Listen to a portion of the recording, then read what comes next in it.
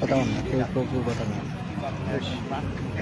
কেন তিনি প্রার্থী হচ্ছেন সেটি আপনার থেকে আমরা জানবো যে আপনি আসন্ন নির্বাচনে প্রার্থী হচ্ছেন কেন প্রার্থী হচ্ছেন? ধন্যবাদ আপনাকে। আপনার মাধ্যমে আমার প্রিয় পরিবার জেলাবাসীকে আমার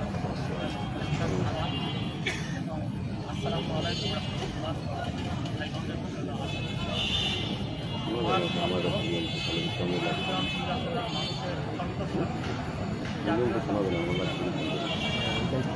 জাতীয় সংসদের উন্নয়নের পরিকল্পনা তুলে ধরে সমস্যার সমাধানের পক্ষে কাজ করা আমার লক্ষ্য।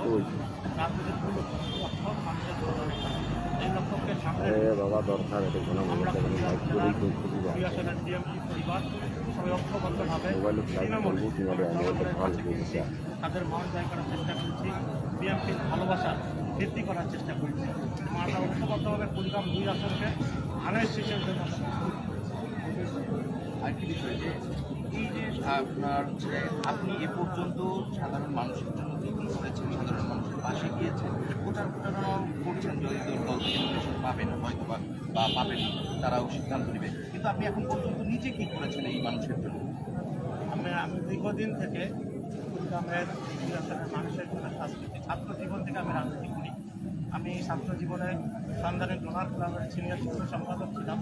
আমরা সেই সময় অসহায় দরিদ্র রোগীদের পাশে দাঁড়িয়ে রক্তদানের কর্মসূচি করেছি। আমরা নদী ভাঙ্গন মানুষের জন্য কাজ করেছি, তাদের পাশে দাঁড়িয়েছি। শীতের সময় মানুষের শীত কষ্ট পূরণ করেছি। আমরা তিস্তা মহাপরিকল্পনা এই এলাকার 5টি জেলার মানুষের প্রাণের দাবি তিস্তা মহাপরিকল্পনা বাস্তবায়নের জন্য আমরা আন্দোলন সংগ্রাম করছি। সেই সংগ্রাম এখনও চলমান। আমরা দরিদ্র মানুষের পাশে সবসময় খোঁজখবর নিয়ে তাদের পাশে গিয়ে দাঁড়িয়ে সমাধানের কৃষকদের পক্ষে কথা বলেছি। আমরা কৃষকদের পক্ষে কথা বলে দিনমজুর পুলিশ কর্মী সবসময় তাদের স্বার্থের পক্ষে আমরা সবসময় কথা বলছি। আরেকটি বিষয়, আপনার দল যদি আপনাকে মনোনয়ন দেয় এবং আপনি নির্বাচিত হন এই আসন থেকে, তাহলে আপনি কী কী কার্যক্রম পরিচালিত করবেন? যেহেতু কুড়িগ্রাম দারিদ্র্য এলাকা, সেক্ষেত্রে আপনার পদক্ষেপগুলো কী হবে? দুঃখজনক হলে স্বপ্ন বিগত দিনে যারা জনপ্রতিনিধি ছিলেন তারা কুড়িগ্রাম মানুষের উন্নয়নের জন্য কিছুই করে, যার কারণে আজকে আমরা কুড়িগ্রাম জেলার মানুষ স্বাস্থ্য প্রায় 70% আর দারিদ্র সীমানার নিচে আমরা বসবাস করি। আমি কুড়িগ্রাম মানুষের কল্যাণে আমরা কাজ করতে চাই। আমরা কুড়িগ্রাম জেলাকে আলোকিত কুড়িগ্রাম হিসেবে গড়ে তুলতে চাই। আমরা মনে করি আমাদের ভারপ্রাপ্ত চেয়ারম্যান জনাব তারেক রহমান বাংলাদেশের মানুষের সঙ্গে সামনে যে রাষ্ট্র কাঠামো মেরামতে 31 দফা দিয়েছেন, সেই 31 দফায় কিন্তু কুড়িগ্রাম জেলার মানুষের উন্নয়নের কথা রয়েছে, কুড়িগ্রাম জেলার মানুষের ভাগ্য উন্নয়নের কথা রয়েছে। আমরা কুড়িগ্রামের শিক্ষা ব্যবস্থা মান উন্নয়ন করতে চাই, নদী ভাঙ্গনের জন্য কাজ করতে চাই, তরুণদের জন্য তাদের তারুণ্য নির্ভর কর্মসংস্থানের ব্যবস্থা করতে চাই। আমরা কুড়িগ্রামের কৃষকদের পক্ষের জন্য উন্নয়ন করতে চাই। আমরা কুড়িগ্রামে ছোটো ছোটো শিল্প কলকারখানা গড়ে তুলতে চাই, মানুষের কর্মসংস্থানের জন্য আমরা ব্যবস্থা করতে চাই।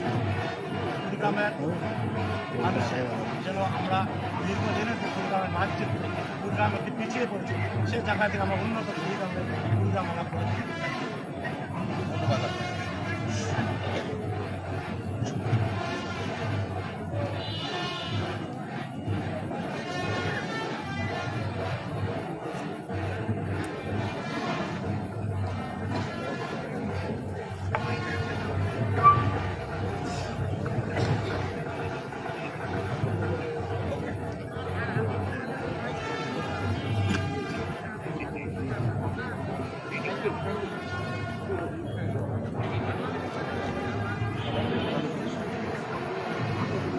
শেষ।